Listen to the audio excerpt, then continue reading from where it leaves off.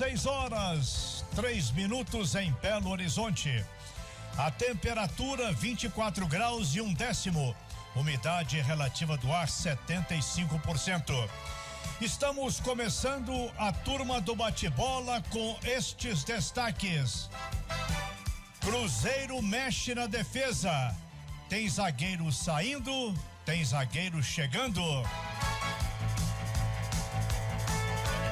Torcida do Galo na bronca. Não aceita as explicações de Sampaoli. Grêmio sonha com Messias. América avisa que custa caro. Bayern de Munique leva o Mundial e Palmeiras é lanterna. Está no ar pela Itatiaia a reunião da turma do bate-bola. Oferecimento Nova Safra, preço baixo é tradição. Saudale, carne suína com muito mais sabor. Experimente Saudale. E Frigelar, o seu centro completo de refrigeração e ar-condicionado. Turma do bate-bola, o programa que comenta o esporte como o torcedor e a torcedora gostam.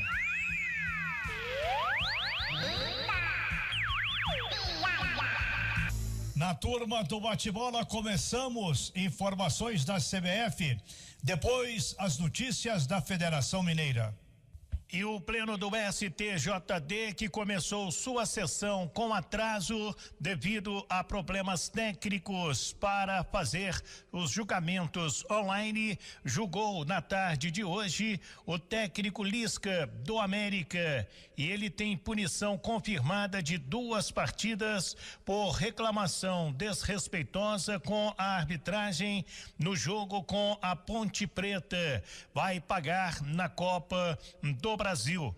O doutor Henrique Saliba fez a defesa do técnico Lisca, ele que estava em curso em 5 artigos, mas não conseguiu reduzir a punição do treinador do América, até porque ele é reincidente. E ainda o América tenta recurso contra a punição do jogo com o Cruzeiro, também de 2 jogos.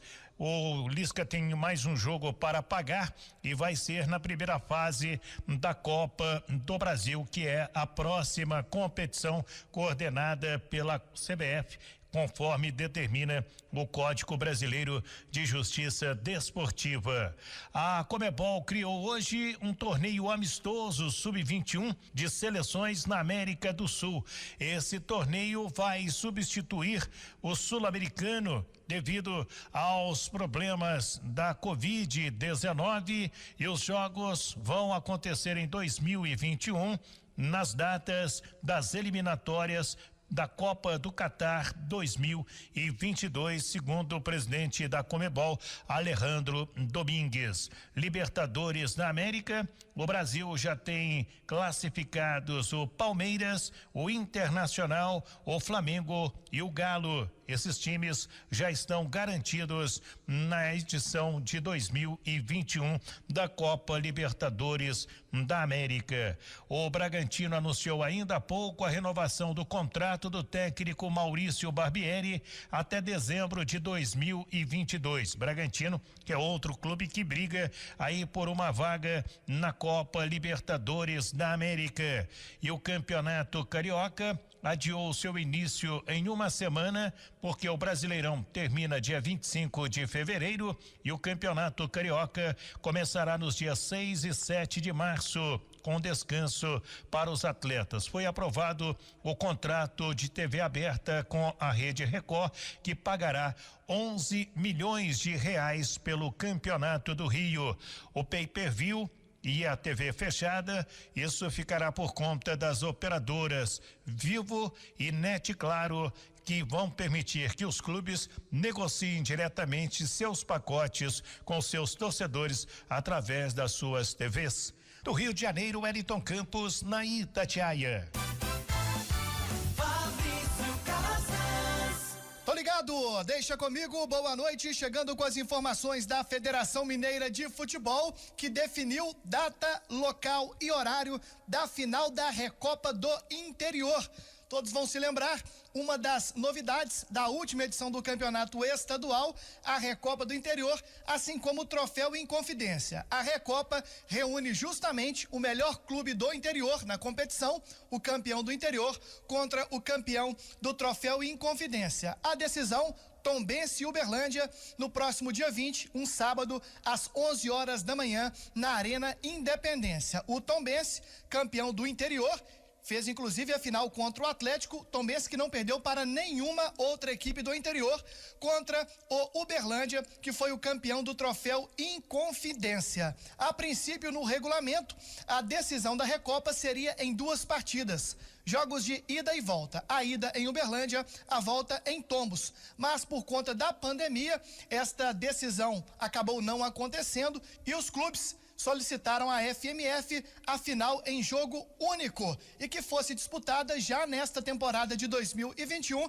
até mesmo como uma preparação para o próximo campeonato estadual. Então está confirmada a decisão da Recopa do Interior no próximo dia 20, sábado, 11 da manhã, na Arena Independência. Vale destacar que o Tombense e o Uberlândia terão um calendário cheio nesta temporada. Além do Campeonato Mineiro, o Tombense disputa a Série C e a Copa do Brasil.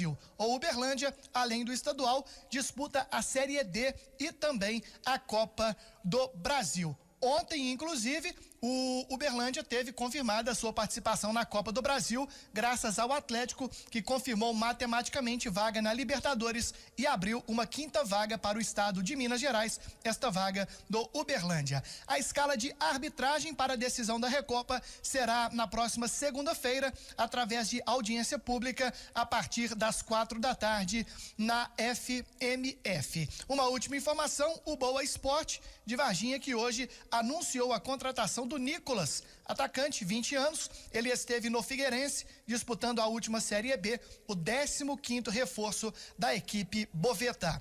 Foram as informações da FMF, turma do bate-bola, com o repórter Fabrício Calazans.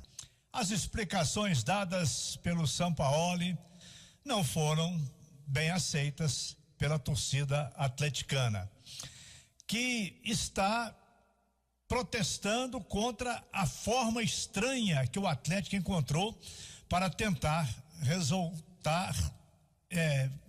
derrotar os seus adversários. Bom, o Cláudio Rezende, acompanhando tudo, traz aqui a repercussão do empate 0-0 e o que vem pela frente no Atlético. Fala, Cláudio. Boa noite, Emanuel, Léo Figueiredo, a quem nos acompanha aqui na turma do bate-bola. É verdade, né? O Atlético já começou, inclusive, sua preparação hoje cedo para o jogo contra o Bahia. Depois desse empate contra o Fluminense, amargo, porque o Galo teve uma rodada favorável com relação ao título, a buscar o título brasileiro. Flamengo empatou, o Inter perdeu em casa ontem e o Galo entrou em campo ontem contra o Fluminense, sabendo que poderia, se vencesse o jogo e também o Bahia no próximo sábado, o Galo dormiria sábado na liderança da competição. E aí jogaria muita pressão para o dia seguinte. Eles vão entrar em campo. O Flamengo recebe o Corinthians no Maracanã e o Inter vai a São Januário, no Rio de Janeiro, contra o desesperado Vasco da Gama do Luxemburgo, que ontem perdeu e precisa de qualquer forma dar uma resposta para não cair, né? Para não ser rebaixado no Campeonato Brasileiro. Então o Galo ontem desperdiçou mais uma chance que o Campeonato Brasileiro lhe ofereceu, o título da competição. Depois desse empate, continua a 5 pontos do primeiro colocado, que é o Internacional, e agora só faltam 9, né? Então fica uma situação matemática muito difícil para o Atlético, o atleticano já na realidade que é difícil mesmo o time conseguir o título. O Sampaoli, ele na entrevista, você citou há pouco, Emanuel, ele admitiu que faltou objetividade ao time do Atlético, que teve de novo muita posse de bola, mas finalização no gol mesmo, perigo ao adversário, muito pouco, né? O lance mais perigoso do Atlético no segundo tempo, uma jogada do Marrone pelo lado esquerdo, um lançamento do Caleb, ele colocou na frente, cruzou e o Savarino chegou um pouquinho atrasado, tentou dar um carrinho na bola, mas chegou atrasado o venezuelano Savarino. Depois, no fim, o Everson teve que trabalhar em 2 boas chances do Fluminense. Ou seja, o Galo teve posse de bola, mas se a gente olhar chances claras de gols, o Fluminense eu acho que teve até mais, né? Então fica essa situação realmente preocupante do Atlético. 6:19. Ô Cláudio, deixa eu e Emanuel entrarmos nessa celeuma aqui. Emanuel, eu fiz algumas considerações para a gente debater aqui na turma do bate-bola. 2 delas eu já trago aqui de pronto, gostaria da sua opinião. A primeira delas é uma crítica que você fez antes mesmo do jogo, e eu trago de volta aqui porque o jogo de ontem mostrou muito o número de passes inúteis que o Atlético troca no seu campo ou no campo adversário com seus zagueiros, com o Guga e com o Alan, porque o Arana joga mais lá na frente, então o Arana não participa. Como o Atlético tem quase 1000 passes, desses 80% é quase ali só dos zagueiros. E uma outra situação, Emanuel, o Vargas, que é um bom jogador, que já mostrou um bom futebol, no Atlético ainda não jogou nada, a verdade é essa. E ontem o Sampaoli mudou o Savarino de lado, porque o Savarino sempre foi o meia, o ponta direita. Mudou o Savarino pro lado esquerdo, pro Vargas jogar na direita. Aí o Vargas não jogou nada. Aí ele pôs o Vargas na esquerda. O Vargas não jogou nada. Ele tirou o Sacha e pôs o Vargas centroavante. E o Vargas não jogou nada. Então, duas coisas que me irritaram ontem, Manuel, com toda sinceridade. A falta de repertório do ataque do Atlético e a insistência do Sampaoli com determinados jogadores. Ontem foi com o Vargas. Bom, ô Léo, o que estamos falando aqui não é para pedir a cabeça do Sampaoli, não estamos querendo derrubar o técnico do Atlético, não é feitio nosso. Isso deve ser uma decisão da diretoria do Atlético, da comissão técnica. Mas há reparos a fazer sobre a forma como o Atlético está jogando, insistindo nela e não apresentando resultados. Ó, com 1 minuto de jogo, o Sampaoli já teve um piti na beirada do campo por causa de uma cobrança de lateral. Isso cabe? Acho que não. Aí levou uma bronca lá do Nenê e, bom, vamos ao jogo. No Atlético, há situações que precisam, na minha opinião, serem analisadas. Primeiro, o Hever virou armador do time. Ele está armando as jogadas. Talvez não seja a função dele. O Atlético troca passes no meio-campo, recua para lá, recua para cá, e o adversário fica lá da área esperando uma jogada qualquer, mas os jogadores, todos eles marcados, isso dá uma chance. O Atlético não provoca o contra-ataque, ele não tem jogador de contra-ataque. O jogador de contra-ataque do Atlético seria o Marrone. Ele entrou ontem, mas parece que é uma ordem de não arriscar. Aí ele recebe uma bola limpinha lá na ponta esquerda, o que ele faz? Devolve pro lateral. Recebe outra, devolve pro lateral. São formas que não vão dar resultado. E veja bem, o Atlético muito melhor do que o Fluminense, com mais volume de jogo, com passes em excesso. O Atlético termina um jogo no Maracanã com o seu goleiro sendo o melhor jogador em campo. Não dá a impressão de que alguma coisa está estranha. Agora, sobre o Sampaoli, a entrevista no final do jogo. Aliás, antes da opinião aqui sobre o que disse o Sampaoli, a assessoria de imprensa do Atlético precisa mudar a forma como ela encaminha as respostas, os pedidos de resposta do Sampaoli. Você tem que fazer uma pergunta prévia. O repórter manda uma pergunta para a assessoria. A assessoria muda a pergunta para não incomodar o técnico. Meu Deus do céu. Isso é mais do que censura de imprensa, isso é ditadura. Não pode acontecer. Tem que mandar para o técnico, ele goste ou não, da pergunta a ser feita.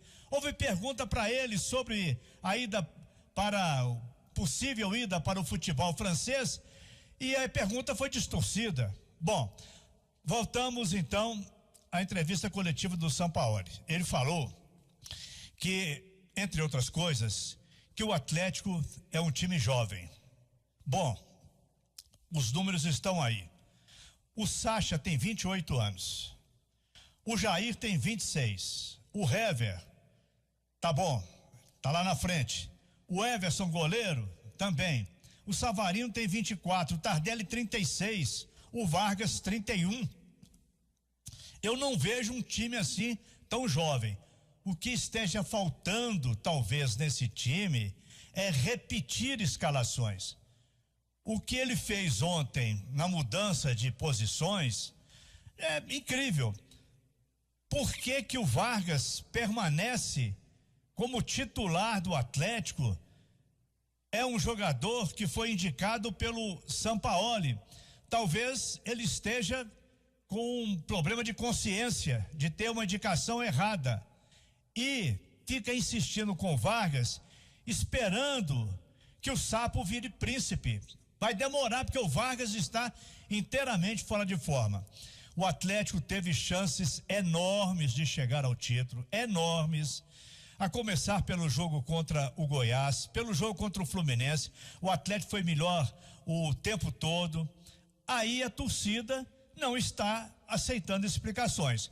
Quando você coloca o microfone da Itatiaia, democrático, na boca da torcida, toda resposta vem em cima de reparações, de críticas ao Sampaoli. Ele precisa tomar um banho de humildade e aceitar que, como o Atlético está jogando, tendo uma chance enorme de títulos, tendo feito um investimento enorme, acima do que o Atlético até poderia pagar de investimentos, e o resultado chegou talvez pela metade. A campanha, se você olhar no final, o Atlético ter chegado aí nas primeiras colocações, tudo bem, mas o time não está pronto. Falta ainda posições a serem definidas no Atlético. Por exemplo, o meio-campo que não se acerta. O meio-campo do Atlético é vulnerável. A bola passa pelo meio-campo do Atlético. Qualquer time que o Atlético enfrenta tem um meio-campo melhor do que o do Galo. Bola pra frente. Agora é o Bahia. Fala, Cláudio Rezende. Agora é o Bahia. Do sábado, 7h da noite, o Galo joga antes da turma. E tem um detalhe: se pro título ficou difícil, o empate com o Fluminense segurou o Fluminense. O Galo manteve 4 pontos de vantagem do 5º colocado. Agora faltam 9. O Galo tem 4 de vantagem. É uma vantagem boa para um time que vai jogar 2 vezes em casa, né? O Galo joga sábado contra o Bahia e na última rodada contra o Palmeiras. Lembramos que o Atlético é um time em casa e outro fora, né? Em casa vem conseguindo seus resultados. O Galo que confirmou, Emanuel, um jogo treino na segunda-feira, próxima segunda-feira de carnaval, às 10h da manhã contra o Bolívar, da Bolívia. O time vem aqui a Belo Horizonte, vai jogar com os 3 grandes de BH e o primeiro vai ser o Atlético, no 10h da manhã, Cidade do Galo, segunda-feira. O Galo que semana que vem tem semana cheia, né, pro Sampaoli. Joga com o Bahia sábado e só volta a campo contra o Sport no outro domingo, às 4h da tarde. E é bom lembrarmos que a premiação do Campeonato Brasileiro também é muito boa com relação aos primeiros colocados, né? O campeão vai levar 33 milhões. O segundo colocado recebe 31 milhões e 300 mil. O terceiro, que é a posição do Galo hoje, 29 milhões e 700 mil. E o quarto colocado, que também estará na fase de grupos da Libertadores, ganha 28 milhões. Então o Galo de olho aí nessa premiação, vai ser muito importante ao fim do campeonato. O Galo que anunciou o seu novo gerente de categorias de base agora à tarde, Erasmo Damiani. Já víamos falando na Itatiaia desde o início do mês. Ele assume a vaga deixada pelo Júnior Chávari. O Erasmo Damiani ele é muito experiente, tem larga experiência na base, né, categorias de base, já foi apresentado hoje aos atletas e funcionários, estava no Internacional, vai ser subordinado mais uma vez ao diretor de futebol aqui do Atlético, o Rodrigo Caetano. Ele foi campeão olímpico, Erasmo Damiani, com a seleção brasileira em 2016. Trabalhou também no Palmeiras, Figueirense, Atlético Paranaense, antes de chegar agora ao Atlético. Toda a sorte aí o Erasmo Damiani, a base do Galo, que tem aí a ideia do presidente de ser reformulada para revelar mais jogadores, Emanuel. Ok, Cláudio Rezende, passou a limpo, passou a régua. Daqui a pouco o sinal eletrônico marcando 6h30, turma do bate-bola pela Itatiaia. Agora na turma do bate-bola, a informação do América, Emerson Romano. Boa noite, Emanuel, Léo, ouvinte da turma do bate-bola, em especial para a nação americana.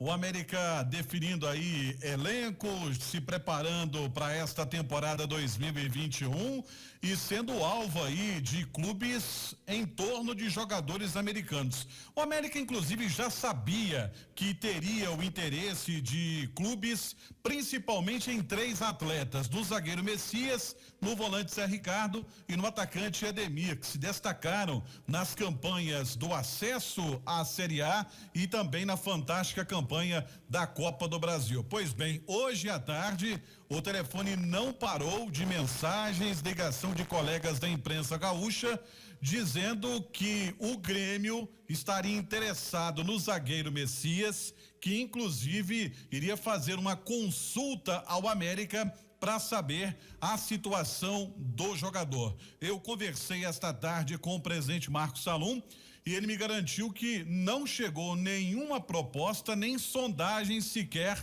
da equipe gaúcha. Conversei agora há pouco com Pedro Lemos, que é um empresário do Messias, também desconhece essa informação de que o Grêmio estaria interessado no jogador. E aí o Salum, no bate-papo que eu tive com ele, foi até além. Me disse o seguinte: só sai jogador do América por dinheiro. Não quer saber de, te ofereço 3 jogadores, eu pago o salário e você libera o Messias. Não, nada de empréstimo, nada de troca. O América quer grana, o América quer dinheiro. Para quê? Para poder montar o elenco para a Série A e também dar sequência às obras lá no CT Lana Drummond. Por isso mesmo, o América só aceita dinheiro. Eu conversei também com o Salum sobre outras situações, entre elas sobre o gol. Mesmo tendo renovado recentemente com o Matheus Cavicchioli, o América vai buscar um goleiro, provavelmente para a Série A do Campeonato Brasileiro. Não é uma prioridade agora, o América tem outras prioridades, como por exemplo, as laterais direita e esquerda, porque o América só tem um jogador para cada posição, está buscando aí jogadores para poder compor o elenco, mas goleiro mais para frente no Brasileiro, aí sim o América vai buscar não só um goleiro, vai buscar também um outro atacante que chegue para brigar e brigar forte com o Rodolfo pela titularidade no ataque americano, Emanuel. A Prêmio Saúde tem uma super novidade exclusiva para seus clientes, o médico online 24 horas. Com ele você faz sua consulta por videochamada de onde estiver e quando precisar. E o melhor, você não paga nada mais por isso. Faça agora mesmo o seu plano e aproveite este benefício. Ligue 2116-1068, 2116-1068 ou acesse o site premiumsaude.com.br/médico 24 horas. Essa pressão para buscar jogadores do América, ela é mais do que natural. São jogadores que tiveram destaque na bela campanha da subida do América para a Série A. Mas o América não pode perder jogadores pontuais, jogadores que fazem a diferença no time, porque senão vai buscar substitutos que talvez não preencham as necessidades. No caso do Messias, vamos repetir aqui até o que já falamos anteriormente na turma do bate-bola. O Messias não é apenas um bom zagueiro, ele é um símbolo do América, por isso ele é muito importante, a sua liderança, o que ele representa.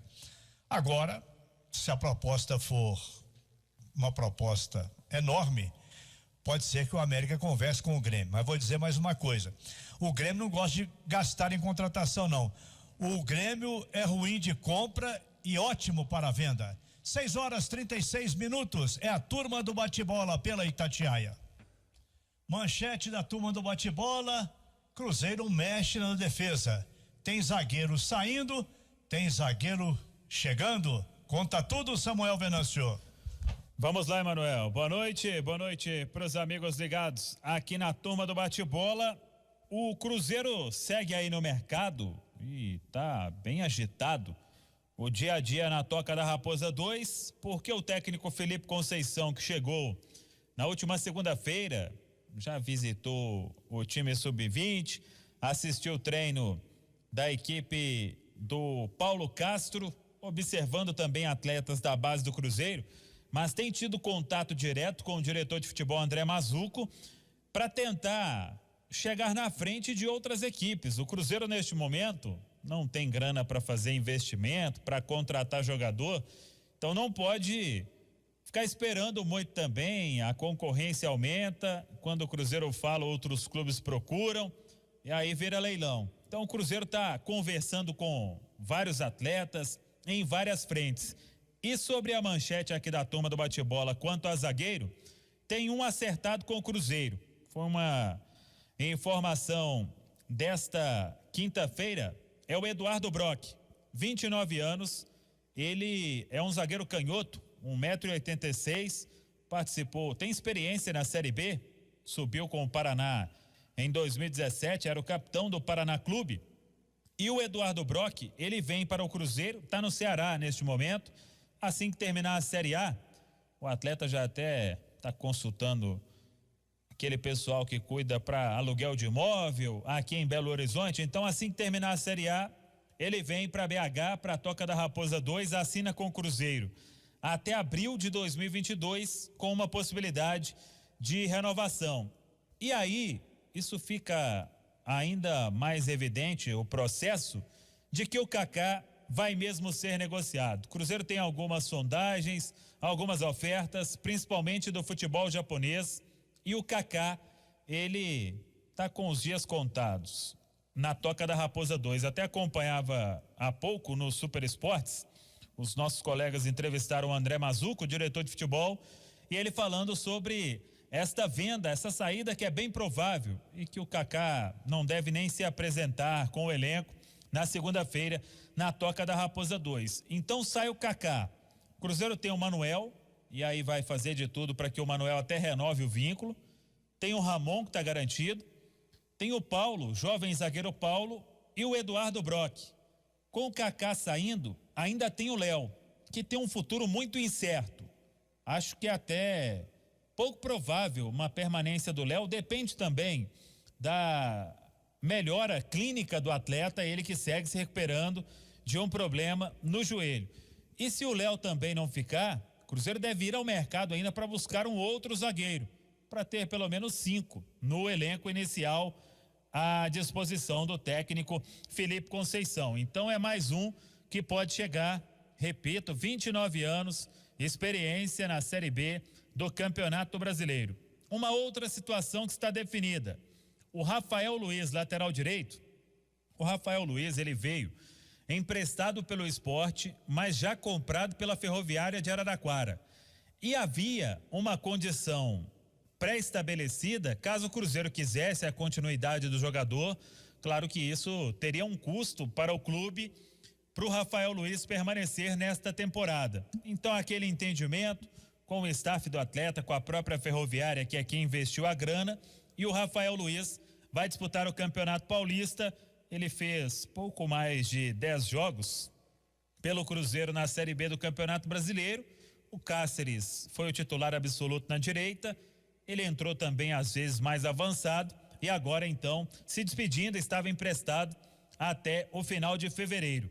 O Daniel Guedes não vai ficar, apesar de ter contrato, o atleta pertence ao Santos, o futuro dele deve ser definido em breve também, não fica. Por isso, se justifica até aquela investida que o Cruzeiro fez, trouxemos ontem ou anteontem, se não me engano, o interesse no Paulo Henrique, a imprensa de Curitiba trouxe, confirmamos aqui na Itatiaia, lateral direito, e o Cruzeiro, a princípio, está na frente. Tem um interesse do Juventude, que vai disputar a Série A, mas o Cruzeiro está ali para tentar esta contratação.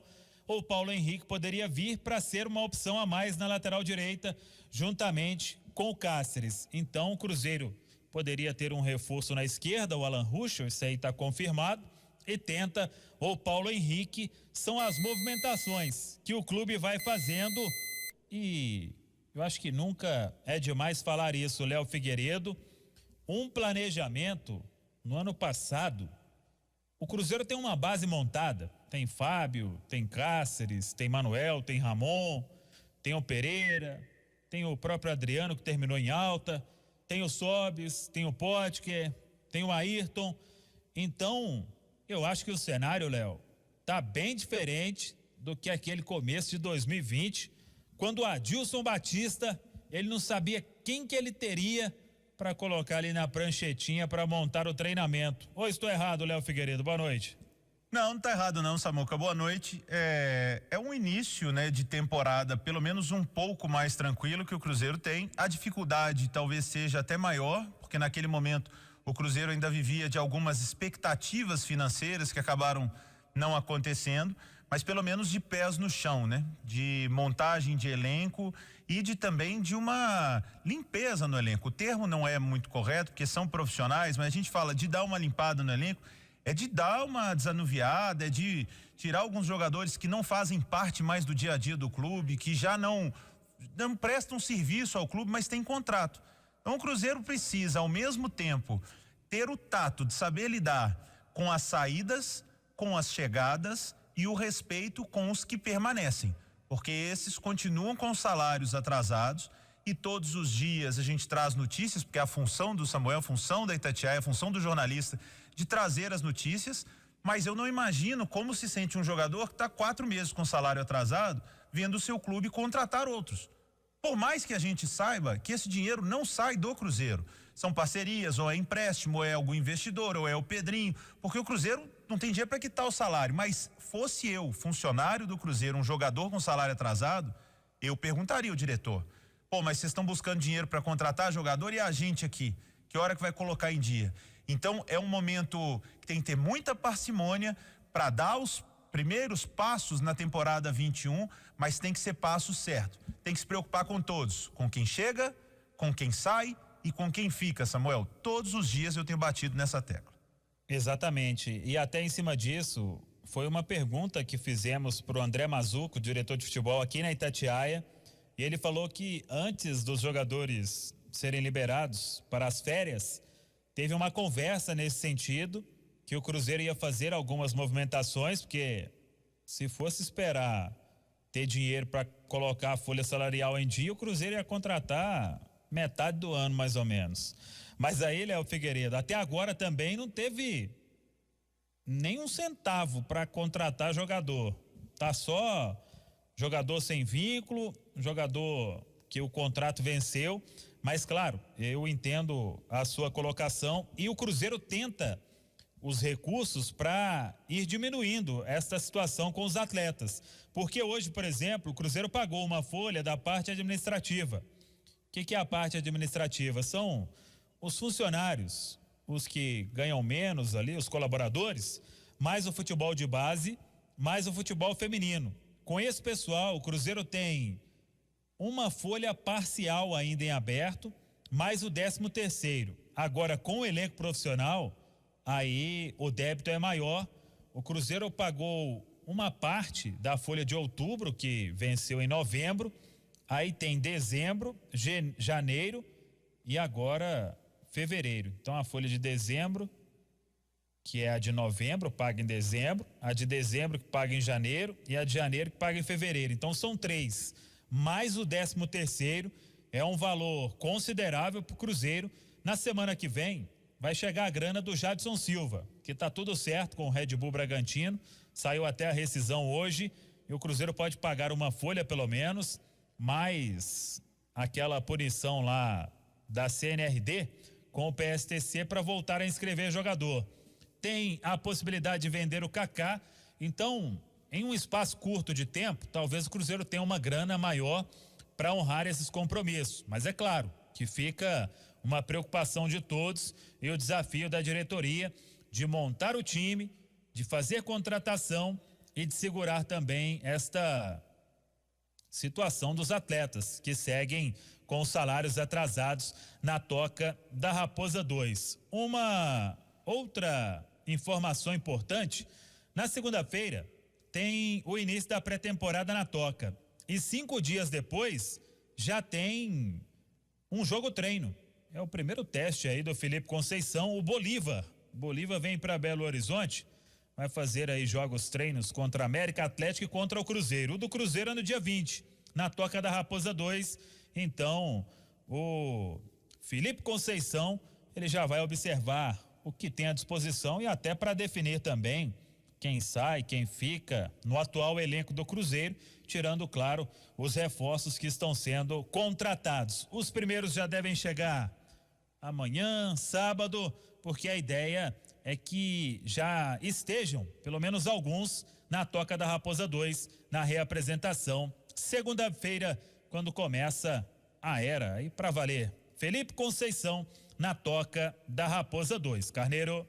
Seguindo com a turma do bate-bola, chamamos o Léo Figueiredo e com ele tudo que aconteceu no Mundial de Clubes e também a participação do Marcelo Beckler. Fala, Léo. Vamos em frente, Emanuel. 6h54, alguns resultados pela Europa, dos mais importantes. Pela Copa da Inglaterra, o Southampton venceu o Wolverhampton por 2-0 e o Chelsea venceu o Barnsley por 1-0. Na Espanha, um jogo pela Copa do Rei, Atlético Bilbao e Levante empataram por 1-1. E em Portugal, pela Copa de Portugal, o Benfica acaba inclusive de fazer o terceiro gol, vai vencendo o Estoril por 3-1. O Palmeiras deu vexame no Mundial de Clubes da FIFA. Depois de ser derrotado nas semifinais pelo Tigres do México, o time brasileiro amargou o 4º lugar no torneio. Perdeu para o Al-Ahly do Egito por 3-2 nos pênaltis, após um 0-0 bem ruim no tempo normal em Doha, no Catar. É a primeira vez que o campeão da Libertadores não conquista pelo menos o 3º lugar no Mundial. Desde o ano 2000, quando a competição passou a contar com todos os campeões continentais, nenhum sul-americano havia ficado em 4º lugar. Palmeiras deixa o Catar sem ter feito um gol sequer com a bola rolando. Rony e Luiz Adriano erraram as 2 primeiras cobranças do Palmeiras. Gustavo Scarpa e Gustavo Gomes acertaram as batidas seguintes. Como os egípcios também erraram 2, os 2 clubes foram para os chutes finais, empatados em 2-2. Al-Wahji fez para o Al-Ahly, enquanto Felipe Melo desperdiçou para o Palmeiras. O time paulista volta ao Brasil na sexta-feira e não tem tempo para descansar. No domingo, Palmeiras entra em campo pelo Brasileirão contra o Fortaleza, 6h15 na Arena Palmeiras. Mas se no Palmeiras é só tristeza, na Alemanha o Bayern de Munique é mais uma vez campeão mundial. Vamos para a Europa. Boa noite, Beckler. Fala, Léo. Boa noite pra você, boa noite, Emanuel, boa noite pra quem tá acompanhando a reunião da turma do bate-bola. O Bayern de Munique venceu o Mundial de Clubes, ganhou do Tigres do México por 1-0, gol de Pavard no segundo tempo, um gol inclusive irregular. A bola tocou no braço do Lewandowski, quando é uma mão de um atacante logo antes de um gol, o VAR precisa revisar e anular a jogada. O lance passou desapercebido, era realmente um lance difícil.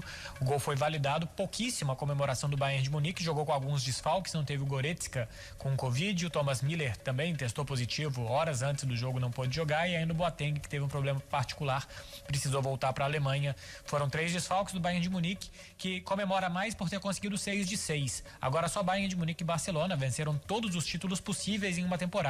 O Bayern ganhou o Campeonato Alemão, a Copa da Alemanha e a Liga dos Campeões, e depois ganhou as Supercopas, Supercopa Alemã, Supercopa Europeia e agora o Mundial de Clubes. 2 jogos, 3 gols a favor, nenhum gol em contra. O Bayern de Munique retorna agora mesmo para a Alemanha, já pensa no Campeonato Alemão, vai jogar segunda-feira pela Liga Nacional e aí vai tentar manter a sua boa vantagem na liderança do torneio, tem 7 pontos mais do que o Leipzig. Uma outra informação importante desta quinta-feira, o atacante brasileiro Neymar está fora do jogo contra o Barcelona, fora do jogo de ida, e pode ficar fora também do jogo de volta. Uma lesão no músculo adutor da coxa esquerda. Neymar tomou uma pancada na partida de ontem contra o Caen. Neymar mais uma vez perde as oitavas de final da Liga dos Campeões. Em 2018, a primeira temporada dele com o Paris Saint-Germain, ele fez a primeira partida contra o Real Madrid, deu uma assistência na derrota por 3-1, machucou aquela famosa lesão do quinto metatarsiano, né? Do quinto metatarso, melhor dizendo, do pé direito. Ele foi operar aí em Belo Horizonte depois e tal, antes da Copa do Mundo. Depois, em 2019, o Neymar teve mais uma lesão no pé direito.